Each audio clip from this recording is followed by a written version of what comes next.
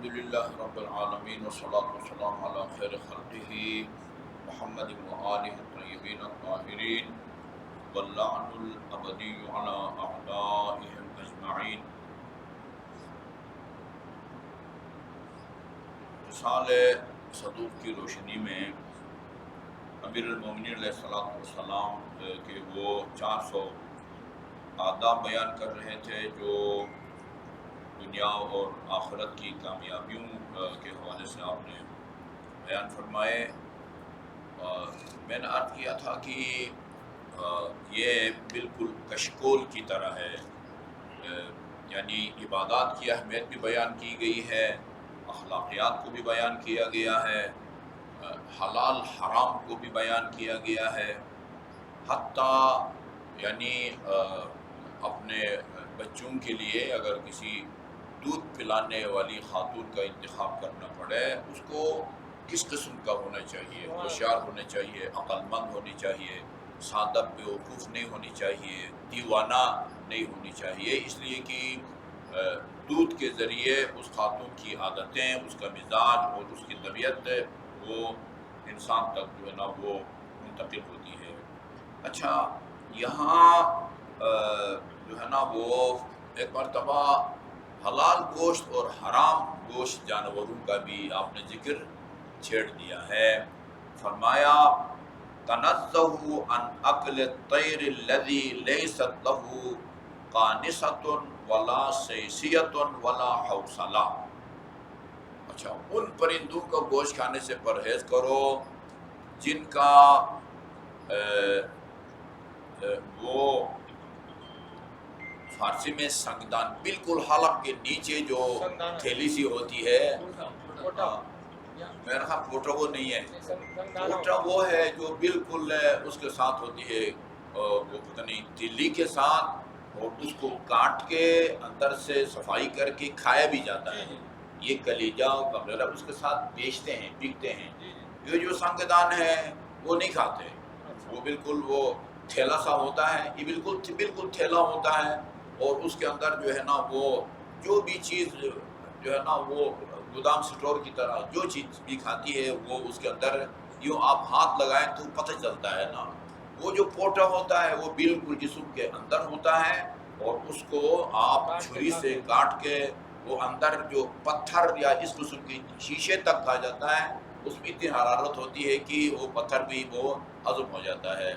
یہ جو ہے یوں سمجھیں کہ بس وہ ابتدائی خوراک جو وہ پرندہ کھاتا ہے اس کو سٹاک کرتا ہے، اور پھر ادھر سے جو ہے نا آپ سمجھیں کہ وہ کوکر پریشر کی طرح کوئی چیز ہے پوٹا، جس کے اندر پتھر بھی جو ہے نا وہ ہو جاتا ہے، وہ اس کو وہ ہضم ہو جاتا ہے۔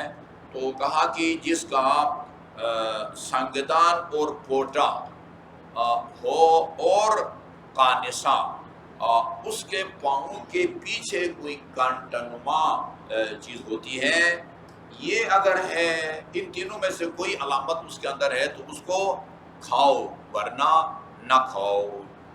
یعنی مکمل تفصیل امیر المومنین علیہ السلام نے یہاں بیان نہیں کی ہے کہ جس سے ہم سمجھیں کہ فلاں پرندہ حلال ہے، فلاں پرندہ حرام ہے۔ اچھا، بتایا نہیں کہ کن کن پرندوں میں یہ علامتیں ہوتی ہیں، سنگدان کہیں یا پوٹا کہیں یا پیچھے جو پاؤں کے آگے کانٹا نما ہوتا ہے۔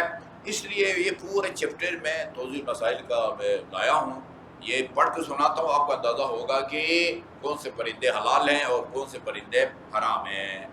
ہر وہ پرندہ جیسے شاہین، عقاب، باز اور گدھ جو چیرنے، پھاڑنے اور پنجے والا ہو حرام ہے۔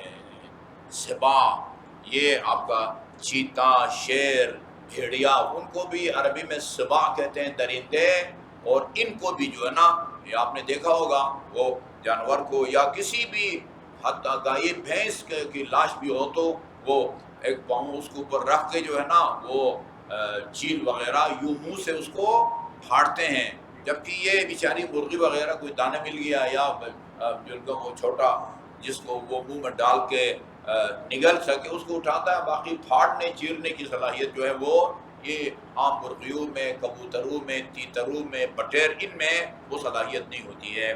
ہر وہ پرندہ جیسے شاہین، عقاب، باز، گدھ، جو چیرنے، پھاڑنے اور پنجے والا ہو حرام ہے۔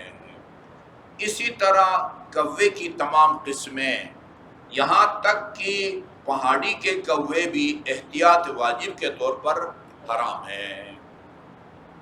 ہر وہ پرندہ جو اڑتے وقت پروں کو مارتا کم، بے حرکت زیادہ رکھتا ہے، یعنی جو پرندہ بالکل ہوائی جہاز کی طرح نہ یوں پروں کو یوں پھڑپھڑاتا نہیں ہے، یوں ہوائی جہاز کی طرح جو ہے چلتا، یہ چیل گدھ وغیرہ وہ نہیں ہو پڑتا، بالکل ہوائی جہاز کی طرح اڑتے ہیں۔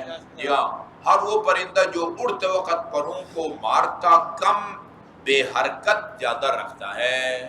اچھا، اس کے لیے امیر المومنین ہی کا فرمان ہے، کل یعنی کھا لو، ما دفع، دفع یہ پھڑپڑانے کو کہتے ہیں، ودع ما صفا، اور جو یوں سیدھا جو ہے نا وہ رکھ کے حرکت کے بغیر پرواز کرے ہوائی جہاز کی طرح، اس کو مت کھاؤ، اس کو چھوڑ دو، اور دفع جو پھڑپڑا کے پرواز کرے اس کو کھا لو۔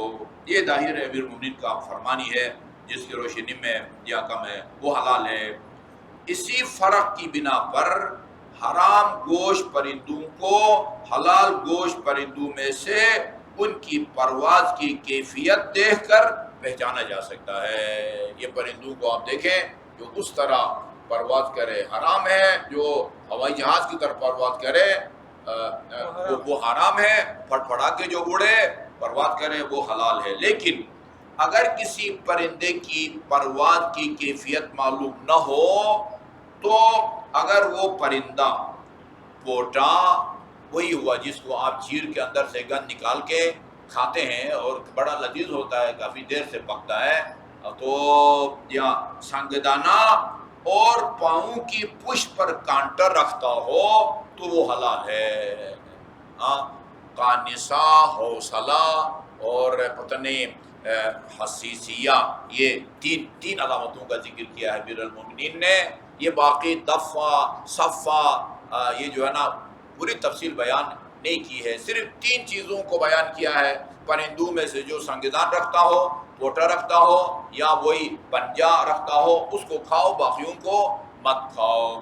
یہاں جو ابھی عرض کرتا ہوں، کیفیت معلوم نہ ہو تو وہ پرندہ پوٹا، سنگدانہ یا پاؤں پر کانٹا رکھتا ہو تو وہ حلال ہے، اور اگر ان میں سے کوئی ایک بھی علامت نہ رکھتا ہو تو وہ حرام ہے، یہ وہ حرام ہے۔ اور جن پرندوں کا ذکر ہو چکا ہے ان کے علاوہ دوسرے تمام پرندے، مثلا مرغ، کبوتر، چڑیاں، یہاں تک کہ شتر مرغ، یہ لوگ بہت جو ہے نا وہ پوچھتے ہیں، شتر مرغ اور مور بھی حلال ہے۔ مور میں کانٹا ہوتا ہے؟ مور میں کانٹا ہوگا نا جی۔ اچھا جی، چلیں وہ حلال ہیں، لیکن بعض پرندے جیسے ہدہد، ابابیل، وہ جو اس پر جو ہے نا وہ آئے تھے کھانے کا وقت منہدم کرنے کے لیے، ابابی کو ذبح کرنا مکروہ ہے، یعنی ذبح کرنا مکروہ ہے لیکن کر لو تو ان کا گوشت حرام نہیں ہے۔ یہ ذبح کرنا مکروہ ہے لیکن ذبح کرنے کے بعد ان کا گوشت حرام نہیں ہے۔ جو حیوانات اڑتے ہیں مگر پر نہیں رکھتے، یہ بھی ایک پہیلی ہے بھائی، جو پرندے اڑتے ہیں جمپ بھی نہیں مارتے، نہیں اڑتے، ٹھیک ٹھاک اڑتے، ایک تو ہوتا نا یہاں سے وہاں تک جمپ مارنا، نہیں اڑتے ہیں لیکن پر نہیں رکھتے۔ کسی کے ذہن میں مثال، مثلا چمگادڑ جو ہے وہ اس کے پر نہیں ہوتے لیکن اڑتا ہے، یہ حرام ہے۔ اور احتیاط واجب کی بنا پر زنبور، یہ بھیڑ، شہد کی مکھی، یہ چیزیں، اب پتہ نہیں تتیا تتیا، ہاں اس کو بھیڑ کو کہتے ہیں، یہ بھی بھیڑی کو کہتے ہیں۔ جی وہ کالا والا جو ہوتا ہے، یہ اس کی تمام قسمیں، مچھر اور اڑنے والے دوسرے کیڑے مکوڑوں کا بھی یہی حکم ہے۔ اگر اس حصے کو جس میں روح ہو زندہ حیوان سے جدا کر لیا جائے، مثلا زندہ بھیڑ کی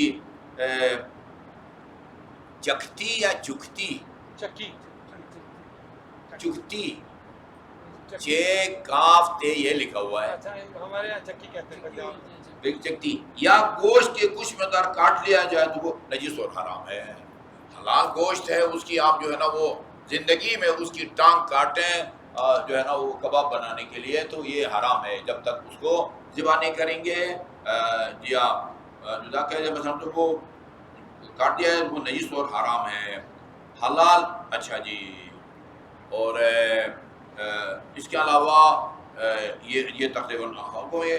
اب اس کے ساتھ ساتھ ہی یہ بھی بیان کیا گیا ہے کہ جو حیوانات حلال گوشت ہیں ان کے انڈے بھی حلال ہیں، اور جو حیوانات حرام گوشت ہیں ان کے انڈے بھی۔ چیل یا گدھ جو ہے وہ کتنا بڑا انڈا دے گا، یہ ہمارے پورے گاڑوں کو جو ہے نا یہ شاید اس کو کافی ہو جائے، لیکن آپ اس کو نہیں کھا سکتے۔ حلال گوشت پرندوں کا انڈا بھی حلال ہے، اور حرام گوشت جانوروں کا انڈا بھی جو ہے نا وہ حرام ہے۔ اچھا جی، وَلَا تَأْكُلُوا الطِّحَالَ، تیلی، حیوانات میں تیلی بھی مت کھاؤ۔ ایک دن میں نے بیان کیا تھا، شاید خطبے میں بھی بیان کیا تھا، حلال گوشت جانور کے جسم کے 14 حصے اعضاء وہ حرام ہیں۔ یہ سب کو بیان نہیں کیا ہے، یہاں صرف بطور نمونہ ایک چیز کا ذکر کیا ہے۔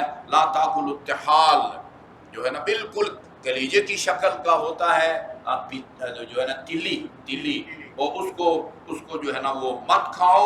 پھر اس کا فلسفہ بھی بیان کیا ہے، فَإِنَّهُ بَيْتُ الدَّمِ الْفَاسِدِ، چونکہ فاسد خون کا یہ گھر ہے، یعنی وہاں فاسد خون جمع ہوتا ہے، وہ فاسد خون کا وہ جو ہے نا مرکز ہے یا گھر ہے، جمع ہوتا ہے۔ وَلَا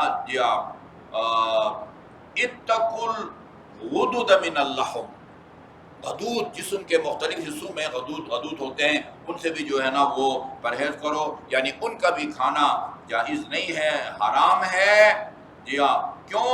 فَإِنَّهُ يُحَرِّقُ عِرْقَ الْجُذَامِ، کیونکہ اس سے جذام، کوڑ کی بیماری ہے نا، کوڑ کی بیماری کی جو رگ ہے نا وہ حرکت میں آ جاتی ہے، اس کو جو ہے نا وہ غدود کھانے سے۔ وَلَا تَقِسُوا الدِّينَ، دین میں قیاس مت کرو، فَإِنَّ مِنَ الدِّينِ مَا لَا يَنْقَاصُ، دین کی بہت ساری باتیں ایسی ہیں جس میں قیاس کی کوئی گنجائش نہیں ہے۔ وَسَيَأْتِي أَقْوَامٌ، ایک قوم آئے گی، یقیسون، وہ قیاس کرے گی، وَهُمْ أَعْدَاءُ اللَّهِ، دین میں قیاس کرنے والا وہ دشمن خدا ہے، اور سب سے پہلے ابلیس نے قیاس کیا تھا۔ ٹھیک ہے، یہ قیاس اس کی تفصیل انشاءاللہ میں کل عرض کروں گا کہ قیاس کی 2 قسمیں ہیں، ایک قیاس جائز ہے اور ایک قیاس ناجائز ہے۔ ظاہر امیر مومنین نے اسے ناجائز قیاس کی طرف اشارہ فرمایا ہے۔ پھر میں کل کے درس میں جائز قیاس کی بھی انشاءاللہ صورت بیان کروں گا۔ صلی اللہ علیہ محمد و آلہ الطیبین الطاہرین۔ کل جو 2 سوالات تھے، مغرب اور عشاء کا وقت آتا ہے، ہاں وہ ایک سوال آیا تھا، مغرب اور عشاء کا وقت اگر کوئی مجبوری نہیں ہے، اختیاری حالت میں مغرب اور عشاء کا جو نماز کا وقت ہے وہ آدھی رات ہے۔ اگر کوئی مجبوری ہے، نیند سے آنکھ نہیں کھلی ہے، یا خاتون کے ماہواری کے دن چل رہے تھے اور وہ جو ہے نا وہ آدھی رات تک واقع نہیں ہو سکی ہے، پھر ایسے مجبور لوگوں کا جو وقت ہے وہ فجر تک جو ہے نا وہ جاتا ہے۔ یہ سوال کیا گیا تھا، جی ہاں، اس کا جواب بھی عرض کر دیا۔ یا اللہ